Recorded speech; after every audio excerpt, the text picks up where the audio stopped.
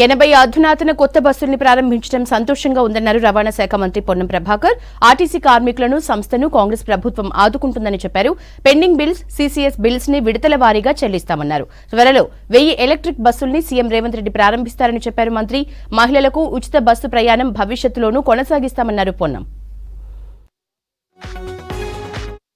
ఆకాంక్షల కొరకు ఏర్పడ్డ తర్వాత గౌరవ ముఖ్యమంత్రి గారి నాయకత్వంలో 48 గంటల్లో ఇచ్చినటువంటి 6 గ్యారెంటీల్లో భాగంగా మహిళలకు ఉచితంగా బస్సు సౌకర్యాన్ని ప్రారంభించి ఒక సంచలనాత్మక నిర్ణయం తీసుకోవడం జరిగింది. లేదా గతంలో పాతపడ్డటువంటి బస్సుల స్థానం కొత్త బస్సులు ఏర్పాటు చేసేటువంటి ప్రక్రియలో భాగంగా కావచ్చు. ప్రభుత్వం తరఫున పెద్దలు గౌరవ ముఖ్యమంత్రి గారు ఆదేశించిన అనుగుణంగా 1050 బస్సుల్ని దాదాపు 400 కోట్ల రూపాయలతోటి బ్యాంక్ ఎస్బీఐ వారి సహకారంతో మరి కొనుగోలు ప్రక్రియ స్టార్ట్ అయింది. మరి ఆ బస్సులన్నీ కూడా హైదరాబాద్ నగరంతో పాటుగా తెలంగాణ వ్యాప్తంగా అన్ని జిల్లాల లోపల ప్రజల సౌకర్యార్థం ఉపయోగించబడతాయి. ఈరోజు రాష్ట్ర ప్రభుత్వం తరఫున కూడా ఇది ప్రజల ప్రభుత్వం, ప్రజల పాలన.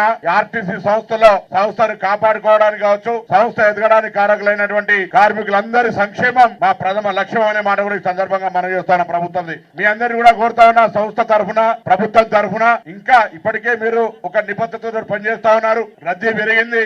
గతంలో 40, 50, 60% ఉన్న ఆక్యుపెన్సీ 100% దాటిపోతా ఉన్నది. కాబట్టి వాళ్ళ యొక్క మన మర్యాద ఆర్టీసీ సంస్థ తరఫున ప్రయాణికులకు ఇచ్చే మర్యాద కావచ్చు, ఆర్టీసీ సంస్థలో ఉన్నటువంటి 364 బస్ స్టేషన్ల లోపల ప్రయాణికులకు సంబంధించినటువంటి సౌకర్యాలు, పరిశుభ్రతకు సంబంధించి కూడా నిన్న రివ్యూలో చర్చ చేయడం జరిగింది. దానికి ప్రత్యేకమైనటువంటి నిధులు గాని అవసరాలు గాని ఉంటే ప్రభుత్వం తరఫున ఏర్పాటు చేస్తాం. కానీ ఎక్కడ కూడా ఈ వేదిక ద్వారా 364 మంది స్టేషన్ మేనేజర్లను కావచ్చు, 97 డిపోల మేనేజర్లను కావచ్చు, 11 రీజన్ మేనేజర్లు కావచ్చు, 6 ఈడీలు కూడా మీ బాధ్యతల యొక్క కింది స్థాయి లోపల ప్రభుత్వం తీసుకున్న నిర్ణయాన్ని ముఖ్యంగా మహిళలకు ఉచితంగా ఇచ్చే సందర్భంలో ఏర్పడుతున్నటువంటి రద్దీ కావచ్చు, ఇతరత్ర అంశాలు తప్పకుండా చాలా బాధ్యతగా ముందుకు పోతారని ఈ సందర్భంగా ఆకాంక్షిస్తా ఉన్నాను. ఏదేమైనా ఆర్టీసీ ప్రజలది. ఆర్టీసీ సంస్థ తరఫున కావచ్చు, ప్రభుత్వం తరఫున ఎన్ని చర్యలు చేసినా ఆర్టీసీని కాపాడుకునే బాధ్యత ప్రజల మీద ఉంది.